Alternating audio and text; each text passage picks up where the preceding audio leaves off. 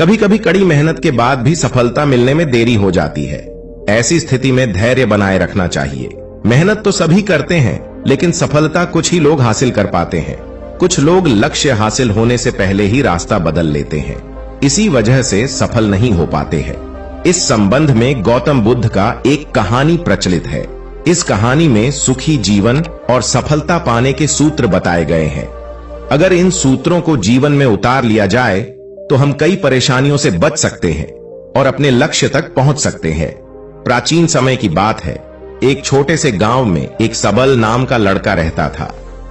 सबल उस पूरे गांव में अपनी आलस्य और कामचोरी के लिए प्रसिद्ध था।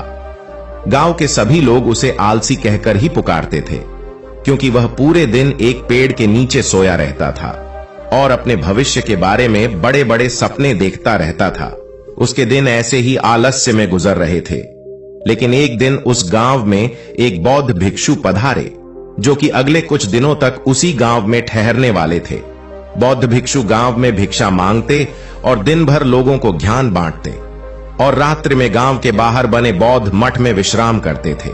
बौद्ध भिक्षु जब भी भिक्षाटन के लिए जाते और भिक्षा लेकर वापस लौटते, तो वह हर बार सबल को उसी पेड़ के नीचे लेटा हुआ पाते थे। बौद्ध भिक्षु कुछ दिनों तक ये सब देखते रहे और वो समझ गए कि ये लड़का मानसिक आलस्य का गुलाम है। एक दिन जब बौद्ध भिक्षु भिक्षा लेकर वापस लौट रहे थे, तब वह उस लड़के के पास गए। भिक्षु ने सबल से कहा कि बेटे, मेरे पास तुम्हारे लायक एक काम है। मैं चाहता हूं कि तुम उस पहाड़ी की चोटी तक जाओ और वहां से मेरे लिए एक पंख लेकर आओ। लड़के ने लेटे लेटे ही अपना सिर पहाड़ी की तरफ घुमाया और उसकी सबसे ऊंची चोटी तक अपनी नजर दौड़ाई। उसके बाद उसने बौद्ध भिक्षु की तरफ देखा और कहा, यह असंभव है, मैं उस पहाड़ी के शिखर तक नहीं जा सकता, मैं बहुत आलसी हूं। बौद्ध भिक्षु ने मुस्कुराते हुए कहा, अरे लेकिन मुझे जिस पंख की तलाश है वो इस पहाड़ी के शिखर पर भी नहीं मिलेगा। वह तो इस पहाड़ी के दूसरी तरफ एक गुफा के अंदर मिलेगा, जिसके लिए इस पहाड़ी के शिखर तक चढ़कर दूसरी तरफ नीचे उतरना होगा। लेकिन वह कोई साधारण पंख नहीं है। ऐसा पंख तुमने आज तक नहीं देखा होगा। वो एक बहुत ही दुर्लभ लेकिन सुंदर पंख है, जो अपनी रोशनी बिखेरता है। भिक्षु के इन बातों से उस सबल के अंदर उत्सुकता जागी। उसने आज से पहले ऐसे किसी पंख के बारे में कभी नहीं सुना था और ऐसे रोमांचक सफर के बारे में सोचकर वह अंदर से उत्साहित हो उठा। इसीलिए उसने भिक्षु की चुनौती को स्वीकार करने का निश्चय किया और वह पहाड़ी की तरफ चल पड़ा। लेकिन चढ़ाई बहुत लंबी और कठिन थी। जल्द ही लड़के का शरीर थकने लगा, सांस फूलने लगी और शरीर से काफी पसीना बहने लगा। लेकिन फिर भी उसने चलना जारी रखा। वो जैसे जैसे ऊपर चढ़ता गया, उसे प्रसन्नता और उत्साह की अनुभूति होने लगी, जिसे उसने आज से पहले कभी महसूस नहीं किया था। अंततः जब वह कड़ी मेहनत और लंबे प्रयास के बाद पहाड़ी के शिखर पर पहुंचा, तो वह पूरी तरह से थक चुका था। लेकिन वह बहुत खुश था। उसे अंदर से आत्म संतुष्टि का एहसास हो रहा था। उसके चेहरे पर योद्धा जैसी मुस्कान थी, जैसे उसने कोई युद्ध जीत लिया हो। उसने पहाड़ी के शिखर से नीचे देखा तो उसके सामने एक बहुत ही मनमोहक दृश्य था। उसने अपने अंदर एक उपलब्धि की भावना महसूस की, जो उसने आज से पहले कभी नहीं की थी। लेकिन असली चुनौती आगे थी। सबल को पहाड़ की दूसरी ओर उतरना था और उस गुफा को ढूंढना था जहां पंख के मिलने की बात कही गई थी। नीचे उतरना और भी ज्यादा मुश्किल व खतरनाक था, क्योंकि ढलान ज्यादा खड़ी थी और चढ़ाई के समय सबल कई बार लड़खड़ाया और गिरा भी था, तो वह डर भी उसके अंदर था।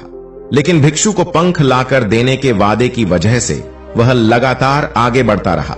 काफी खोज मशक्कत और कड़ी मेहनत के बाद जब वह अंत में गुफा तक पहुंचा, तो उसने देखा कि पंख वहीं पड़ा हुआ था, जो गुफा के प्रवेश द्वार से छनकर आ रही रोशनी में चमक रहा था। उसने पंख उठाया, लेकिन उसकी सुंदरता को देखकर दुविधा में पड़ गया। वह काफी देर तक पंख को ही घूरता रहा, लेकिन फिर अचानक उसे याद आया कि अभी तो उसे वापस भी जाना है। उसने खुद की तरफ देखा, वह पूरी तरह से थक चुका था। वह चिंतित हो गया कि वह पहाड़ पर कैसे चढ़ेगा और भिक्षु तक पंख कैसे पहुंचाएगा। एक पल के लिए उसने हार मानने के बारे में सोचा, लेकिन फिर उसे वह उपलब्धि और गर्व की भावना याद आ गई जो उसने पहाड़ी के शिखर पर पहुंचने पर महसूस की थी। उसे एहसास हुआ कि उसके अंदर इस सफर को दोबारा पूरा करने की ताकत और दृढ़ संकल्प है। वह दोबारा पहाड़ी पर चढ़ने लगा। उसकी मांसपेशियों में दर्द हो रहा था, पैर कांप रहे थे, फेफड़े फटे जा रहे थे। वह कई बार लड़खड़ाकर गिर पड़ा, लेकिन उसने हार नहीं मानी। वह खुद को आगे बढ़ने के लिए लगातार प्रेरित करता जा रहा था। कठिन प्रयास और घंटों की कड़ी मेहनत के बाद अंततः जब वह बौद्ध भिक्षु के पास पहुंचा और उनके हाथों में वह पंख रखा, तो उसकी खुशी का ठिकाना ना रहा। उसे महसूस हुआ कि आज उसने अपने आलस पर काबू पा लिया है और कुछ महत्वपूर्ण करके दिखाया है।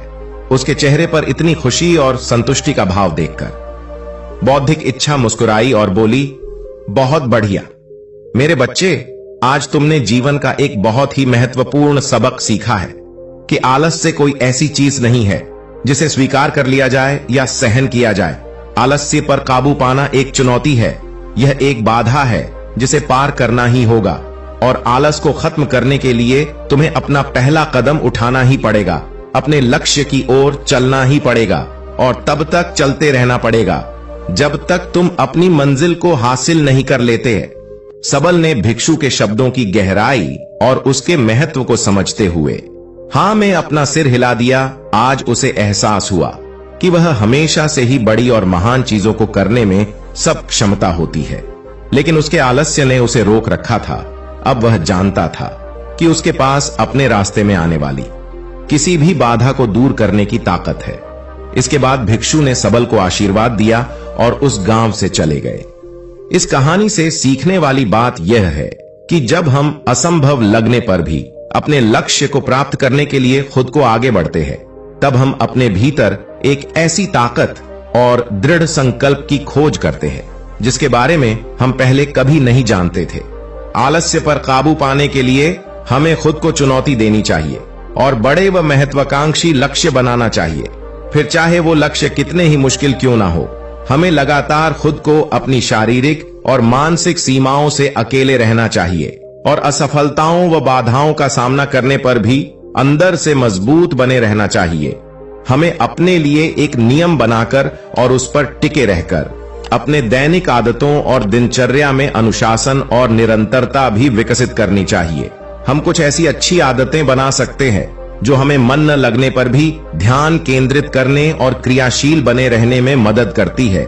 एक और महत्वपूर्ण बात, आलस पर काबू पाने का मतलब विकास की मानसिकता विकसित करना है। इसका मतलब चुनौतियों और असफलताओं को विकास और सीखने के अवसरों के रूप में देखना है। अंत में हमें अपने आलस्य पर काबू पाने के लिए अपने आराम को छोड़कर जीवन की चुनौतियों और अवसरों को स्वीकार करना ही पड़ेगा।